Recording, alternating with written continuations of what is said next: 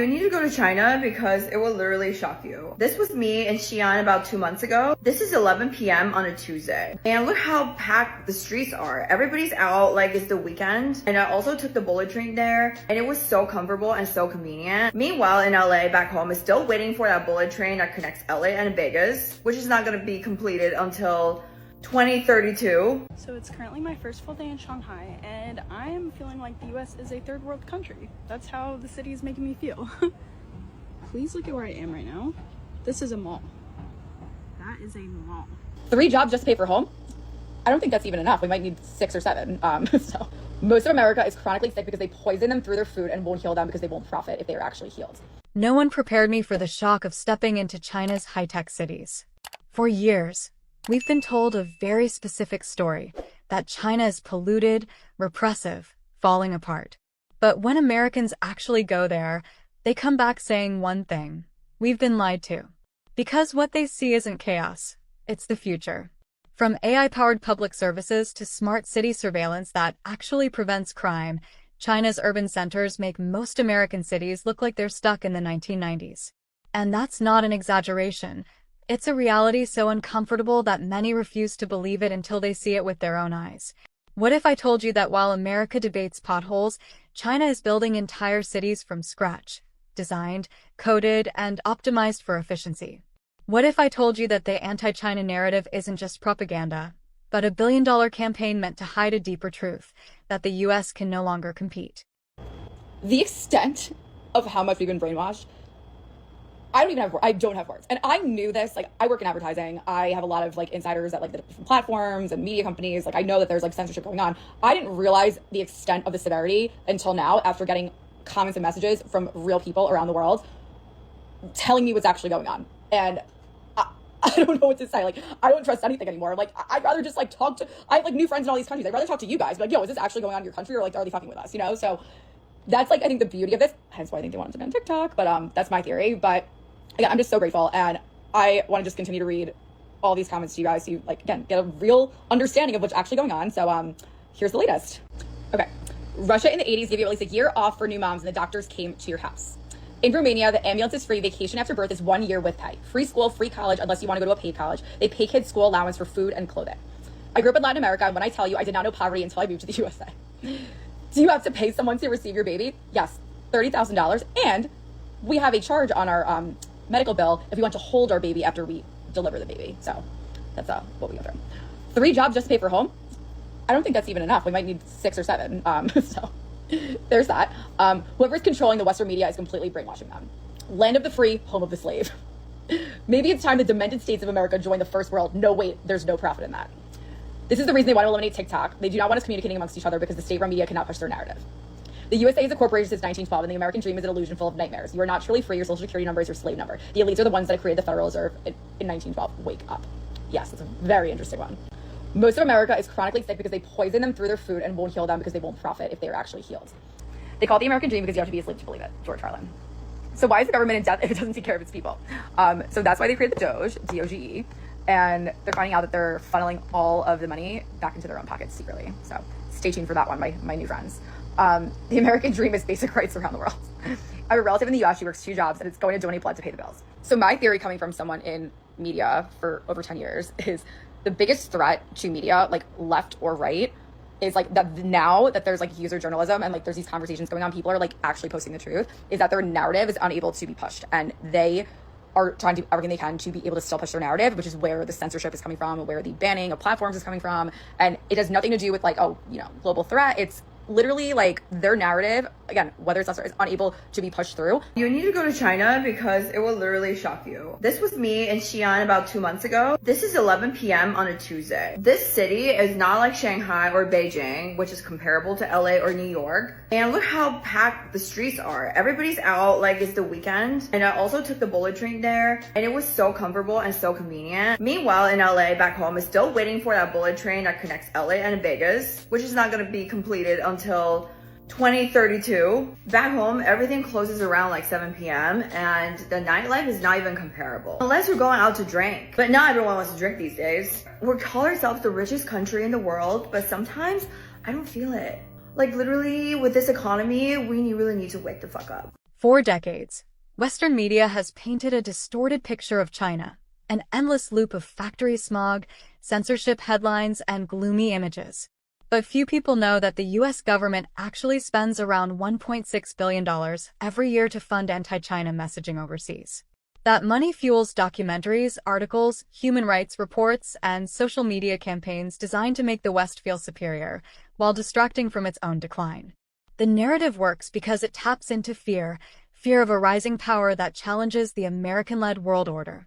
But when American citizens travel to China themselves, the illusion shatters. They don't find a backward country. They find ultramodern subways that cost 50 cents to ride, high-speed trains that make Amtrak look like a toy, and entire districts powered by renewable energy grids. It's not propaganda, it's proof that the West has underestimated China's capacity for innovation. This whole time I thought they were just afraid of us learning about other philosophies, other political ideologies, because that would threaten this late-stage capitalism that we're in. It's simpler than that. They can afford groceries on the other side of the world, one of the biggest countries in the world, the biggest population. Every time we talked about the healthcare system, the pharmaceutical, the food, the pew-pew, lack thereof regulations, every time we pulled examples from other Western countries, what is the thing they always come back with? Well, they have a population of 50 million and we have 350 million, so it would never work here. It would never work here. It would never work here. Tell me why. They're eating fresh food for 90 cents US. And yeah, the conversion, but people are in beautiful apartments. They're eating fresh food. They are enjoying and celebrating their history and their culture. Deodorant is $11 here. The minimum wage is $7.25 pre-tax. Hasn't moved in decades. In no county in the entire United States could you work 40 hours a week at a minimum wage job and be able to afford a one-bedroom apartment. That is the point of minimum wage. It all goes back to what every single revolution is about, always. Food. As in, they really, it's not even just, oh, we need to make sure that they know that these other forms of government will never work. They don't work. Okay, I don't have a PhD in economics or in social, political climate, international politics, whatever. But what I do know is that they're eating good and fresh over there. Inexpensively. And we're not. I recently had an income increase, and the first thing I did was go to the grocery store. I am not kidding. I didn't even ball out, but I spent $250 on food. Fucking A. So it's currently my first full day in Shanghai, and I am feeling like the US is a third world country. That's how the city is making me feel. Please look at where I am right now. This is a mall. That is a mall.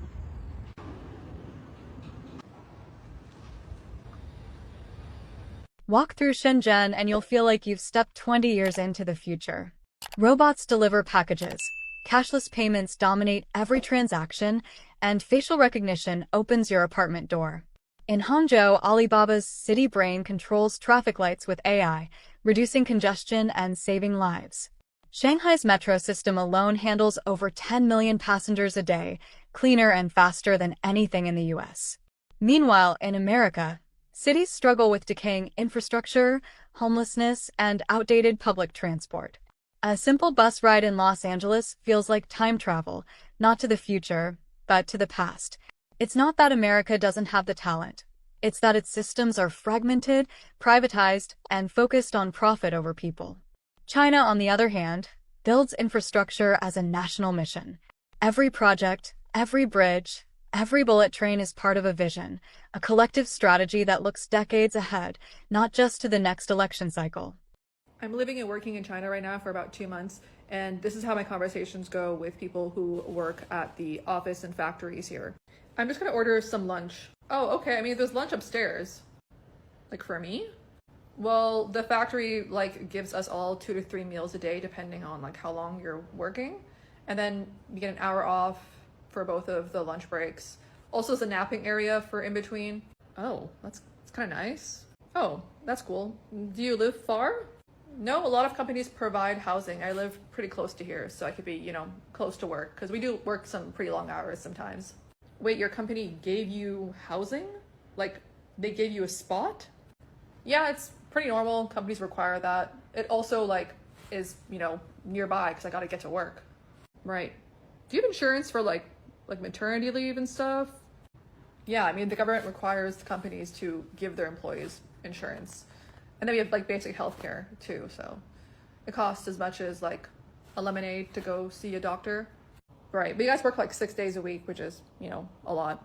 It is a lot. But we do get a lot of time off for like the month during the Chinese holiday and like other Chinese holidays. It's pretty standard that when there's those kind of holidays, almost like everyone has time off. Yeah, no, that is pretty nice. Most companies, even with what they give you, they only give you like 2 weeks paid off. 3 things that have surprised me about China. 1, it is so safe. I never have to lock my bicycle and I can walk home at night at like 1, 2 in the morning. Doesn't matter. Never have to turn my back or feel unsafe. 2, it's so clean. So clean. And 3, I have yet to see a homeless person. I've been here 7 months and I have not seen a homeless person. And let's just add a 4th bonus. I never hear any police sirens. What most Americans don't realize is that China doesn't rely on guesswork. Every move is part of a larger strategy, the 5-year plan. It's not just about economics. It's about national direction. Each plan sets goals for AI, green energy, digital infrastructure, and education. The current plan focuses on artificial intelligence, semiconductors, and advanced manufacturing, the exact sectors that determine who leads the future. China's government funds startups, trains millions of engineers, and builds the physical and digital backbone that sustains innovation. The result? A nation that produces 10 times more STEM graduates than the US every year. While America argues about TikTok bans and political gridlock, China is creating policies that prepare its next generation to dominate the technological race. The new K-visa program is another strategic move. It invites foreign talent, engineers, researchers, and entrepreneurs to work, study, and innovate in China without needing corporate sponsorship. Compare that to the US H-1B visa, which traps skilled workers in bureaucracy and red tape. The message is clear. China is opening its doors to talent, while America is closing them. I thought I would tell you guys the story of like the only time I've ever been culture shocked while traveling abroad. I've gone to 23 countries, I've gone all over Asia and Europe, and I've been to Africa. The only place that's ever actually culture shocked me is China. I did this to myself, but I went to China back in, I think it was like 2018. It was my first time traveling solo abroad. So maybe you shouldn't start with China for your first solo trip. Like go somewhere easier like Mexico or Canada. I went to China and I got off the plane from Finland. So already I'm not setting myself up for success because I'm not coming from anywhere inside of Asia. I'm literally coming from Helsinki, Finland to the middle of China. Second part of the problem here is I didn't go to Beijing or Shanghai or anywhere that's like a tourist city in China. I went to Xi'an, which is in the middle of China. Like it's pretty close to Mongolia. I didn't meet anyone who spoke a word of English while I was there. I think I saw 2 foreigners. Also, side note, I speak some Chinese. I studied it for 6 years in high school and middle school, so at one point I was pretty fluent, but at this point I hadn't practiced in like 3 or 4 years, so like we're already on the struggle bus a little bit. But I was very delusionally confident that I would be completely fine. And my plan was to just use the internet in the airport to look up my next steps so I get to my hostel. But I forgot or didn't realize that they ban everything. They have firewalls all over China. So all of like Google and anything on my phone was just completely blocked. So I had no way to get on the internet. I had not installed a VPN. I didn't know how to do that at that point. Like it was just I was like, oh great, now I'm stuck. I was like, it's fine, like whatever. Like I've traveled without my phone before, like this is easy. The next step was to go and get money out of an ATM. But in my 6 years of like learning Chinese, I never decided to learn how to withdraw money from an ATM. I didn't know how to change the ATM to English, and I was just pushing random buttons, and I finally got money out, and I was like, whatever. And then I went to go buy a bus ticket because I'm in this airport, so I went to buy a bus ticket, and I was using like screenshots of like the name of my hostel and like the road and like the street that I needed to be on. So I figured out how to get a bus to the train station. I went to the train station. The train stations in China are metropolises. Like this is like such a big facility with so many bullet trains coming in and out, and there's probably 100,000 people there. Like I swear, there's just so many people in China. I was just trying to follow the flow of people, and I'm getting in like ticket lines and like asking the people like where to go in Chinese and like showing them this one character, like the street and the bus stop that I needed to be at. And I finally bought a ticket. I got on a train. I got off at my like characters, and I just started walking around in China. And I just happened to find the street that my hostel was on, literally by happenstance. Like I was just wandering around and then looked up and I was like, oh, that's my hostel right there. And like still to this day, I have no idea how I did that. Sometimes traveling is just like utter like delusion and confidence, and it'll get you somewhere. But I have no idea how it got me there that day. When Americans finally visit China, their worldview collapses. They expect poverty and pollution, but what they find are clean streets, modern public services, and breathtaking skylines. They see people using advanced digital apps for everything, from paying for breakfast to booking healthcare appointments. They realize that the so-called surveillance state actually makes life more efficient and safer for citizens. One traveler said, "I thought China was third world until I saw Shanghai. Now I realize it's the US that's falling behind." These moments are powerful because they expose how effective propaganda has been in shaping American perception. Once the lie unravels, people start asking hard questions. Why were we told this? What else are we being misled about? The truth is, the gap between what the West says about China and what China actually is has never been wider. Within my first few months of living in China, I realized how crazy the propaganda that I was taught about China was. I truly thought that this was going to be like North Korea light. The society and culture was definitely different, but a lot of the scary things that China had, we have in the United States now. There are cameras literally everywhere in China. This is the street I lived on, and if I remember correctly, there's a camera like right there. There's a lot of fear mongering around facial recognition and the government like tapping into your phone calls to listen. All of that stuff is true, but all of it also exists in the United States in some way. But when we do it, it's fine. They cannot access certain books that would make them, turn against the country. We now have the same thing in the United States. This book is banned. This book is banned. Surely this is banned. This is probably banned as well. I know that Bridge to Terabithia is also banned. As Americans, I don't think we can ever comprehend how safe China is. I had to walk up a hill to get to my apartment, and one time I was coming home from some trip and a taxi dropped me off at the bottom of the hill, so I had to walk all the way up it alone at 3 a.m. It was safe for me to do that at 3 a.m. with a bunch of luggage. There's some people wandering around smoking like it wasn't a big deal. I was safe, and I don't think that we truly comprehend what it's like to be in an environment where you're not constantly looking for exits, worrying about your surroundings constantly. And in China, the worst thing that could happen to me is I get robbed. In America, the worst thing that can happen to me is I'm unalive. Not having that mental load is great, and my students would always ask me if I'd ever been a part of a mass because they know that that happens a lot here. Also, in China, they actually treat children like humans. Their culture, their children are their retirement plan. Children are so protected and prioritized. You were on a bus sitting in a seat. If a child came on the bus and there were no other seats for them to sit in, you are supposed to give up your seat to the child. I have seen elderly people give up their seat for a child. I'm not talking like a little baby. I'm talking about like 9-year-olds. It's very different, and I don't think parents are as anxious about their child getting home safely in general because they call it like an honor shame society. If someone in your community gets hurt, no matter who it is, it's shameful on the whole community. If something was to happen to me, the community would feel really bad and embarrassed. My students, it was their first time living away from home, and they cared about each other's well-being so much. Like, it was very cute. There are downsides, like this can create a very overprotected society. They're very like risk averse. It's just so nice knowing I can walk around a city and not be worried about getting punched in the face like what's happening in New York City right now. Foreign teachers definitely have different privileges, but I just found myself really impressed with the culture. Overall, the average middle class life in China is a lot better than here in the United States. I know you hate to hear it, but it's true. And just like every country, there's poverty, exploitation, like there's other things that are really bad that are happening in China, but none of them are unique to China. As Americans are like, communist China is so bad, so scary. And these people are like, at least I can send my kid to school without worrying about them getting. Move to China, y'all. Do it. It is so fun here. It's so amazing. My family and I, we just moved. We've been here 1 week. Best decision we've ever made. So many of my worries and cares that I had in the US just gone overnight. It is just so fun here. Every day feels like an adventure. We just pick a random street, go check it out. Restaurants, new restaurants with delicious food. There's a mall, it seems like, on every corner. And it is so safe. Now, that's not to say there's not some drawbacks, but they are far outweighed by the positives.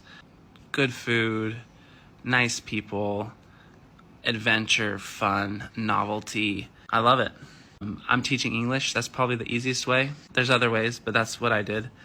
On a teacher's salary here in America as a foreigner, we can live very comfortably. Our apartment is like $450 a month, and food costs next to nothing a lot of these places. And I love that my son can learn Chinese. I'm trying to learn Chinese. It feels like I'm living life rather than life just living me, rather than just getting stuck in the same rut, doing everything everyone else does around you. And I just love that. I love that feeling. The truth is uncomfortable, but necessary. America can't compete with China's infrastructure because it refuses to invest in its own. Decades of privatization, short-term politics, and misplaced arrogance have eroded the very foundation of progress. The more the West demonizes China, the more it avoids self-reflection. But every empire that ignores change eventually collapses under the weight of its own pride. The challenge isn't to fear China, it's to learn from it. Learn how long-term planning beats short-term politics, how centralized vision can build the impossible, and how nations rise not through slogans, but through innovation, unity, and purpose. The future doesn't wait for anyone. China is building it now, city by city, algorithm by algorithm. The only question left is, will America adapt or fade into the background of history? Hey folks, as somebody who studied China for over 10 years, lived in the country and worked in both countries, it has been interesting this week to see a lot of Americans go over to Xiaohongshu and learn about China really for the first time. One thing I advise is that we shouldn't look at China with rose-colored glasses. Every country has its ups and downs, just like America, just like Europe. That doesn't mean that our grievances are not valid. Just remember that there is a wealth gap in China, just as there is a wealth gap in America.